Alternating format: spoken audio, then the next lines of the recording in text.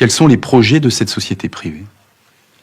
L'un des projets de Google, clairement établi, et du groupe Alphabet, c'est l'immortalité.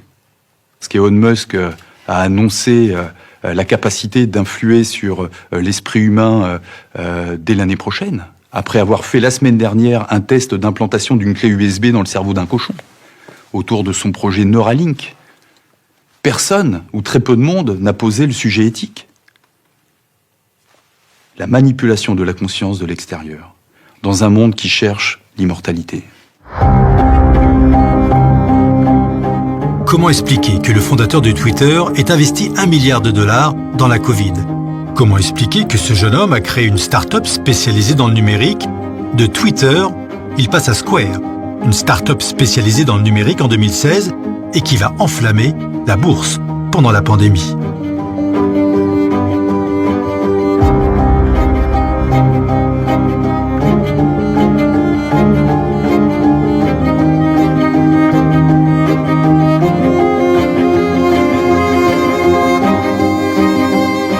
On a parlé de Google, on parle donc d'Eric Schmidt, qui est son dirigeant. On a parlé donc de Twitter et maintenant de Square avec son dirigeant. On les retrouve étonnamment dans un institut, et cet institut s'appelle l'Institut Berggruen. Bienvenue dans un monde rêvé, qui veut changer le monde, mais surtout qui veut transformer l'humain. Avec de l'intelligence artificielle et de la biotechnologie, un monde d'après en quelque sorte. Les démocraties sont donc appelées à disparaître. Je vous présente les candidats à cette transformation.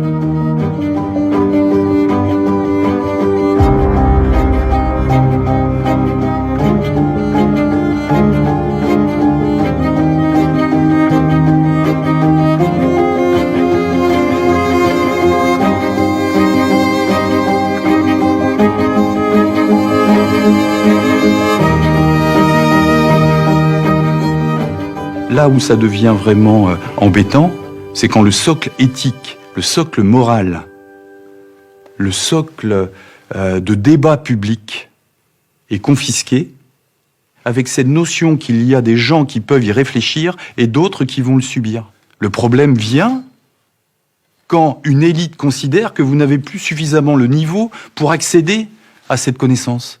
C'est un vrai sujet, ça. C'est un vrai problème. Je suis un horrible élitiste. Je pense que le monde complexe de demain ne peut être géré que par des intellectuels. Vous, dans cette salle, vous allez vivre un âge d'or.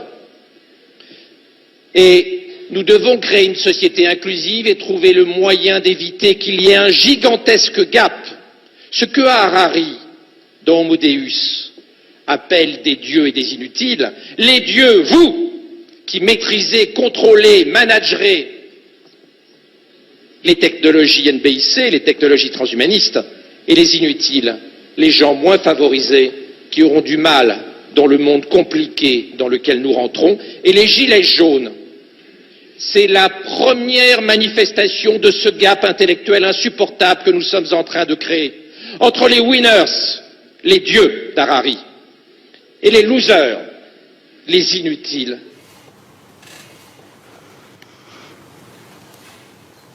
Mais c'est effrayant. Médecin. Médecin. Je pense que Hitler ne disait peut-être pas les choses aussi directement. Les dieux, c'est vous.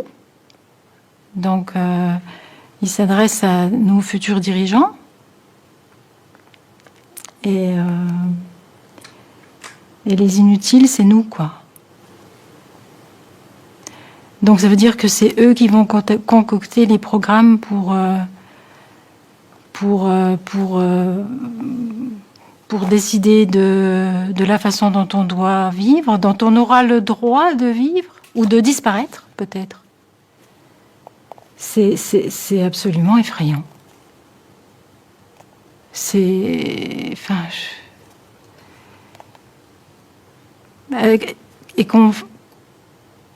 que ce soit dans le cadre de l'enseignement à des jeunes filles, des jeunes hommes qui sont déjà tellement confortés dans leur supériorité par notre système éducatif,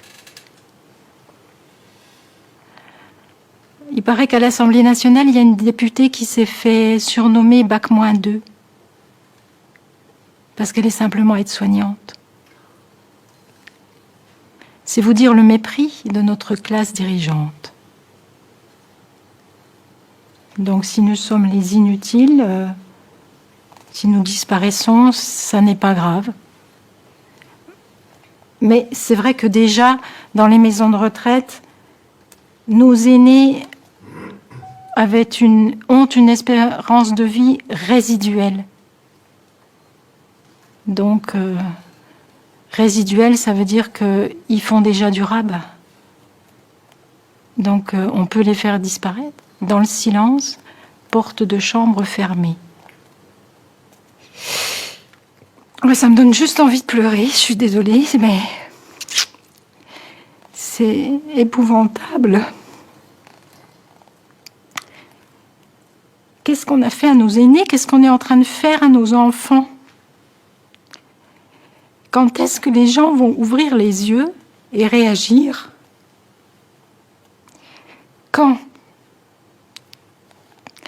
Quel prochain décret de loi faudra-t-il pour que les gens puissent protester et empêcher ça? Parce que c'est pas dans 10 ans. C'était proposé l'année dernière. Et c'est ce qui arrive aujourd'hui. Qu'est-ce que ça veut dire? On n'a pas besoin d'avoir Bac+10 pour se poser la question si c'est pas quelque chose de programmé. On a le droit de s'interroger, c'est notre devoir.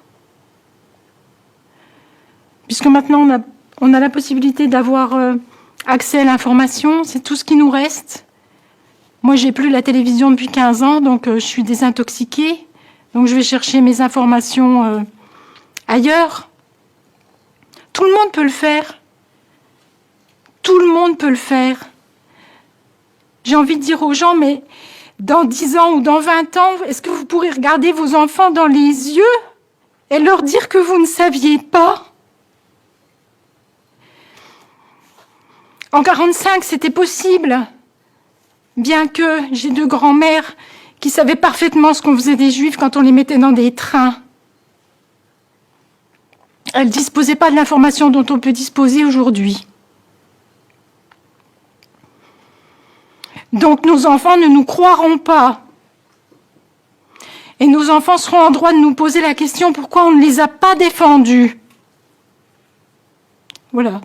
C'est tout ce que j'ai envie de dire parce que c'est abominable. C'est tout. C'est juste abominable.